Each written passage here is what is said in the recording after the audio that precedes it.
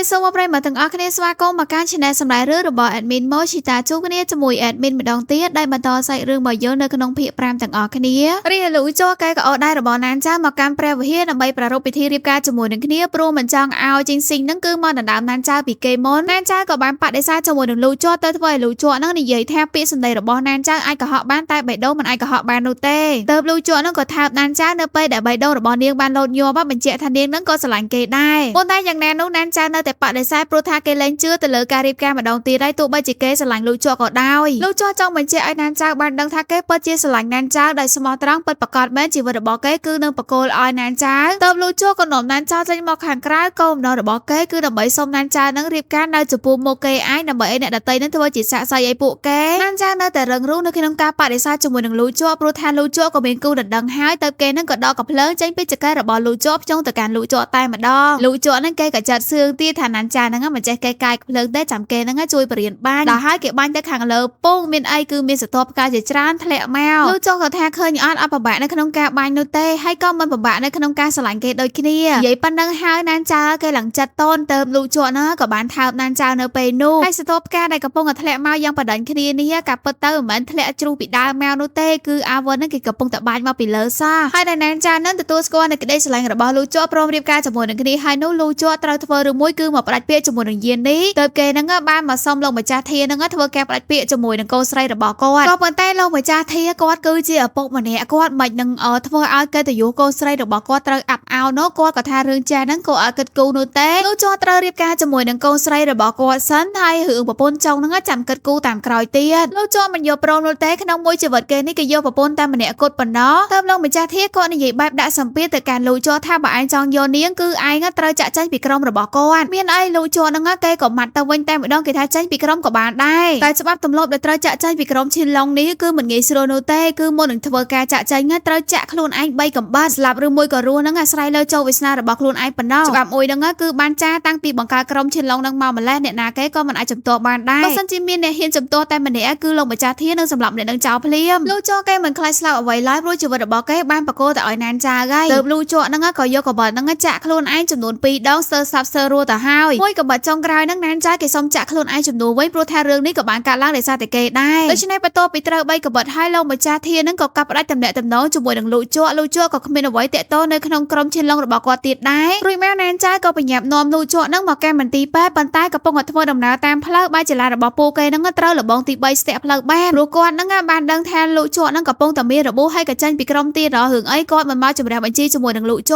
ก้อนบานจำใบเนี่ยตั้งปีเนี่ยนั่งจันปีขี้นี่ดับไปให้นานจ้าหน่อใบจูลูกโจเกยก็กระชากกับเพลิงใจปีได้ระบาปลายยิ่งใหญ่เตอร์จีระบองตีใบนั่งแต่ระบองตีใบนั่งก่อนเมื่อเคยแทนนานจ้านั่งมันใจกันกับเพลิงโนเต้เติมก้อนในใหญ่ดื้อแท้บสันจะเลี้ยงบ้านสำหรับกอดบ้านในขนมทั้งไงนี้คือเลี้ยงอาช่วยสังครูชีวระบาลูโจแบนนั่นจ้าเก็บปัจเจโรจังใบแม่ปะได้เสร็จแต่จริงซิงนั่งกับบานมาต้อนกับอ้อยนั่นจ้านั่งแง่ปลากับเพลิงปะได้ปะได้จริงซิงเกเหมือนควาแทนระบองตีใบนั่งกับปงกับจังทัวไอแต่การลูโจนูเต้เอาไว้ในเกควานั่งคือนั่นจ้าระบาเกปันนอนั่นจ้าก็ส่งวอแต่การจริงซิงไอนอมลูโจเติมมันตีแป้ดำใบช่วยสังครูชีวระบาเกซันต้ากับใบกรบยางที่คือจำกัดแต้มแกรวจริงซิงเกก็ยอปร้องจมูกดังกลางวอก็ระบานั่นจ้าได้เกทัวนี่ก็เหมือนทาเกนั่งจัดทวช่วยลูโจแต่แน่คือเกทัวดำใบแต่นั่นจ้าระบาเกเต้รุ่ยมาลูโจก็เติมบ้านมันช่วยมาสังครูในไอมันตีแป้นั่นจ้ากับปลุยบารมไปลูโจปันท้ายเกก็มีระบุจังให้ในครูแป้นั่งก็น้อมเกแต่ทวการเลี้ยงระบุจังได้แต่กระโดดแต่ในครูแป้ได้จังพ่อเสียบแต่วันยิงนั่งบ้านลูโจมาวิ่งอ้อยนั่นจ้านั่งก็สลับบ้านให้ก็น้อมเลี้ยงนั่งมากันกันหลายมวยวันยิงน่าแต่รอบสเตจมูกดังแกบัดบอลชื่อสู้ให้ก็เหมือใส่เรื่องกำนับได้ชื่อสู้นั่งบ้านในปนอ้อยเกก็แทกครบยาในชื่อสู้บ้านสเซมานั่งคือเตะท้องจมูกดังวันยิงนั่นจ้าเกก็อสนายได้วันยิงยังมีแกเกิดแบบนู้ได้ซาแต่แกปเตอร์กำนับสไนฮาแต่งอ่อนนั่งง่ายคือนั่นจ้าเกจีเนี่ยในปนปนนอชื่อสู้แบนลอยโยนสนาได้ระบอกเกนั่งง่ายโยแต่ทว่าแกบอปมไซในขนมกาแซดเกก็มันรอเรื่องได้ซาก็แทจิบได้ระบอกคลูนไอบนใต้ก็มันดึกสมัยแทกำนับแต่งอ่อนนุบ้าจิเตะจัดระบอกวันยิงแต่เว้งนั่นจ้าเกก็โซ่กำนับประมาณเคลียร์ได้ชื่อสู้นั่งก็ทะเลาะปราในกำนับมวยนั่งก็โซ่ไอวันยิงได้แต่วันยิงยังเกลับสเตย์ไอจังเกมันเชื่อแต่เลยสมัยระบอกแนนจ้าแล้วเกเนอร์ใต้ประตูแนนจ้าแต่บานทว่าแกพลักประตูใส่เรื่องฮีปได้ระบอกเกกาปิโมนุปรูทาใส่เรื่องประเดเกนั่งก็เปิดจีหล่ออตัวคลังเหมือนแต่วันยิงก็สมัยอัตนัยใส่เรื่องนั่งก็จมูกหนึ่งชื่อสู้ได้แบนสลับเต้าประตูปีสมัยอจัดให้ได้ซาแต่ประเดนั่งบานสลับบอลจังจงไปจอบในใส่เรื่องปะปุ้นเถาเติมตามประเดได้ก็พันนักขนมได้ระบอกวันยิงนั่งคือในท่าจ้องสำหรับคลุนไอเองจังก็แน่ก็มาใต้เกก็มันเต้ามันในไอได้คือเกจังอ้อยนานจานั่งเต้าจมูกหนึ่งนี้ได้ระบอกนานจานั่งก็ បានជាប់ចំណងទៀតមិនដឹងថាណានចានឹងត្រូវរួចខ្លួនឬមួយក៏អត់នោះទេរឿងក៏បង្ហាញមកកាន់លូជក់ដែលនៅមន្ទីរពេទ្យនឹងបានភ្ញាក់ដឹងខ្លួនពីការសុបិនអាក្រក់អាវុននឹងក៏មកទូជម្រាបដំណឹងភ្លាមតែម្ដងថាណានចាត្រូវបានអាវុននឹងចាប់ខ្លួនទៅបាត់ហើយបន្ទាប់ពីសួរនាំដឹងពីទីតាំងដែលណានចាត្រូវបានចាប់ខ្លួននោះហើយលូជក់នឹងក៏បញ្ញាបញ្ញាមកដែលមកដល់មុខកន្លែងរោងហ៊ីនឹងគឺមកទាំងជីងស៊ីងទៀតឯណានចាគេក៏បានយកក្បាលបោជាមួយនឹងវិនយីងអញ្ចឹងគេក៏អាចរត់គេចពីក្បត់របស់វិនយីងបានវិនយីងក៏នៅតែបន្តដេញតាមចាក់ណានចាតែណានចាក៏បានដួលទៅលើរង្វង់ដៃរបស់លូជក់នឹងក៏បានបាញ់មួយគ្រាប់ចំដៃរបស់វិនយីងលូជក់នេះពិតជាស្រឡាញ់ណានចាអស់ពីចិត្តមែនតើខ្លួនឯងនឹងមានរបួសប៊ីស្លាប់ទៅហើយប៉ុន្តែគេមិនខ្វល់នោះទេគេសុកចិត្តមកជួយណានចាឲ្យទាន់ពេលវេលាជីស៊ីងក៏ដេញឲ្យអ្នកទាំងពីរនាក់នឹងត្រឡប់ទៅកម្មវិធីពេទ្យវិញចុះដើម្បីធ្វើការព្យាបាលរបួសឯវិនយីងក៏ត្រូវជីស៊ីងនឹងចាប់ទៅឃុំឃាំងទុកព្រោះតែថានាងមកស្ដាប់ទៅតាមបំរាមរបស់គេសោះរួចពីនោះមកយើងក៏ឃើញថាជីស៊ីងនឹងមកជួបជាមួយនឹងលោកម្ចាស់ធាដែលមានអំណោយឲ្យគាត់ទៀតគឺជាកាភ្លើងខ្លីលោកម្ចាស់ធាក៏ស្រឡាញ់កាភ្លើងស្មានថាជីស៊ីងនឹ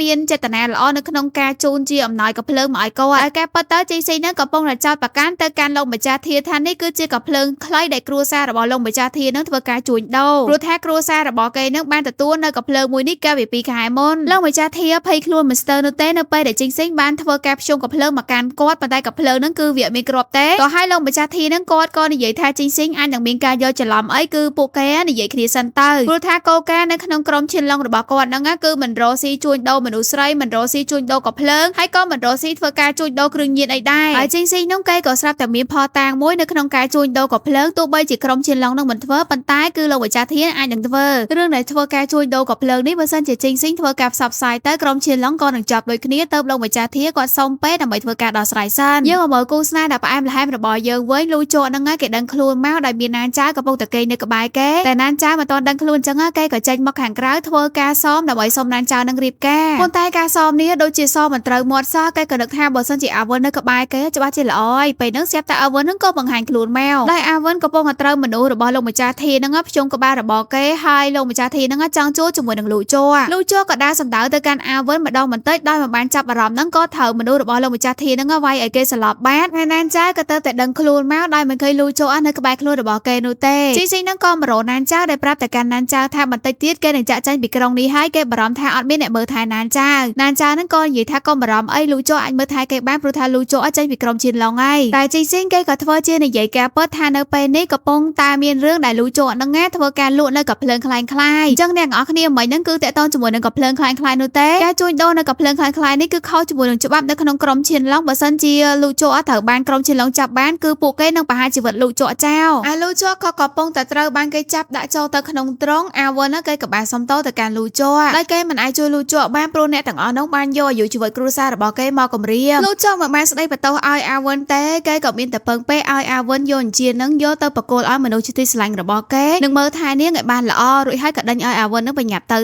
ហើយចំពោះណានចាក៏កំពុងតាំងវល់ក៏ឲ្យជីងស៊ីនឹងជួយពួកគេទាំងពីរនាក់ចាក់ចាញ់ពីក្រុងណាននេះប៉ុន្តែបែរជាជីងស៊ីនឹងគេថាគេអាចជួយណានចាបានលុះត្រាតែណានចានឹងចាក់ចាញ់ពីលូជក់គេសុំការអភ័យទោសពីណានចាដែលគេធ្វើនេះដោយមានភាពអាត្មានិយមបន្តិចប៉ុន្តែណានចាគួរតែដឹងឲ្យថាគេនឹងស្រឡាញ់ណានចាហើយក៏តាមស្វែងរកណានចាជាច្រើនឆ្នាំមកហើយគេនឹងកំចាត់លោកម្ចាស់ធាចោលដើម្បីឲ្យលូជក់នឹងរស់នៅទីនេះដោយសេរីភាពអញ្ចឹងដើម្បីសុវត្ថិភាពរបស់លូជក់ណានចានឹងក៏យកព្រមជាមួយនៅសំណើរបស់ជីងសេងលៀមនឹងអាវិននឹងក៏រត់មករកណានចាដើម្បីឲ្យនាងទៅជួយលូជក់ផងព្រោះលោកម្ចាស់ធានឹងកំពុងតែចង់សម្លាប់គេហើយអញ្ចឹងមកខាងលូជក់វិញគឺលូជក់នឹងកំពុងតែនៅក្នុងទ្រុងនឹងដដែលដោយលោកម្ចាស់ធានឹងកំពុងតែបំរុងនៅក្នុងការសម្លាប់គេជាមួយចូលទៅក្នុងតាកដោយលបងទី3នឹងជាអ្នកធ្វើការបញ្ជាព្រោះលោកម្ចាស់ធាក៏នៅស្ទាក់ស្ទើរទៅតាមច្បាប់ទម្លាប់នៅក្នុងក្រុមឈិនឡុងអញ្ចឹងនរណាគេធ្វើអីខុសទៅតាមច្បាប់អីចឹងទៅគឺត្រូវធ្វើការចាប់ជាមួយទឹកសម្លាប់ចោលមិនមានការលើកលែងលបងទី3នឹងក៏បញ្ជាឲ្យកូនចៅធ្វើការទម្លាក់ទ្រង់របស់លូជក់នឹងចូលទៅក្នុងទឹកតែម្ដងបានបន្តិចជីងស៊ីងគេក៏មកដល់ហើយកូនចៅរបស់គេនឹងក៏បាញ់សម្លាប់កូនចៅរបស់លោកម្ចាស់ធាអស់រលីងលោកម្ចាស់ធាក៏បកគោកូនសៅដែលបានចាក់ទ្រង់របស់លូជក់នឹងទៅឲ្យណានចាដើម្បីលោតទឹកចូលទៅជួយសង្គ្រោះលូជក់ដោយខ្លួនឯងលោកម្ចាស់ធាគាត់ក៏មិនបានរួចខ្លួនដែរជីងស៊ីងនឹងក៏បានបាញ់សម្លាប់គា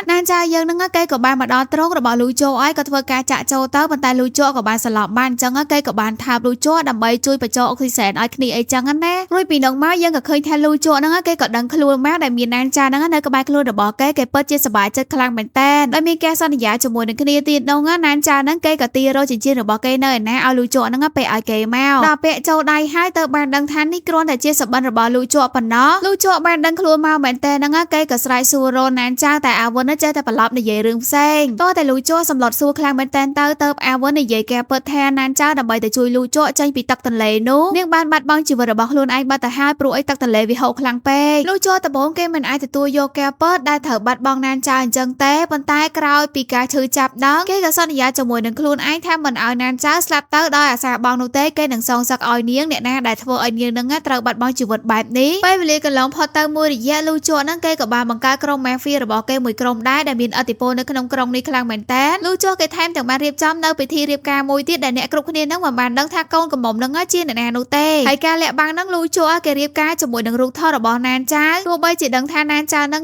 បានបាត់បង់ជីវិតក៏ដោយក៏លូជក់គេរៀបការជាមួយនឹងណានចៅដើម្បីឲ្យនាងនឹងខ្លាចទៅជាភរិយារបស់គេដែរលូជក់ក៏ថែមទាំងតាមសើពីសម័យរបស់លបងទី3ព្រោះថាការស្លាប់របស់ណានចៅនឹងគឺបណ្ដាលមកពីគាត់នឹងឯងហើយគេក៏សោកដំណឹងបានដឹងថាគាត់នឹងនៅកន្លែងណាអញ្ចឹងហើយក៏បញ្ញាប់នាំកូនចៅរបស់គេនឹងចាក់ចែងពីទីក្រុងមួយនេះទៅទីក្រុងមួយទៀតដែលនៅក្នុងក្រុងនឹងផងដែរណានចៅគេក៏កំពុងតែរស់នៅជាមួយនឹងជីងស៊ីងបានឃើញព័ត៌មានក្នុងកាសែតដែលលូជក់នឹងបានរៀបការហើយទៅមាត់របស់គេនឹងមិនតនេសោះក៏យកទៅប្រាប់ណានចៅដែរណានចៅគេមិនខ្វល់នោះទេបើពួកគេនៅបាយគ្នាហើយនៅមកជួដំណឹងឲ្យគេធ្វើអីទៀតជីងស៊ីងអត់ទាន់ចាប់ពេលគេថាបើសិនជាលូជក់បានដឹងថាណានចៅនៅរស់ប្រហែលជាគេមិនសម្រេចចិត្តអញ្ចឹងទេណានចៅក៏តបថាគ្មានពាក្យបើសិននោះទេរួចហើយក៏បបួលជីងស៊ីងនឹងទៅចូលរួមកម្មវិធីតែម្ដងនៅក្នុងរានកាសាមួយលបងទី3គាត់កំពុងតែធ្វើការបៀតបៀនទៅលើស្ត្រីម្នាក់ដែលស្ត្រីម្នាក់ហ្នឹងក៏មានកូនបាត់ទៅហើយតែគាត់អត់ខ្វល់នោះទេកំពុងតែសប្បាយចិត្តយ៉ាងខ្លាំងស្រាប់តែមានកបិតមួយបានមកភ្ជុំក្នុងរបស់គាត់ពិតជាភ័យខ្លាំងមែនតើតែពេលងាកទៅឃើញថានោះគឺជាលូជក់សោះលូជក់ហ្នឹងក៏អត់មានបទុដៃនោះទេកបិតហ្នឹងគឺថាអាកគាត់ជ្វា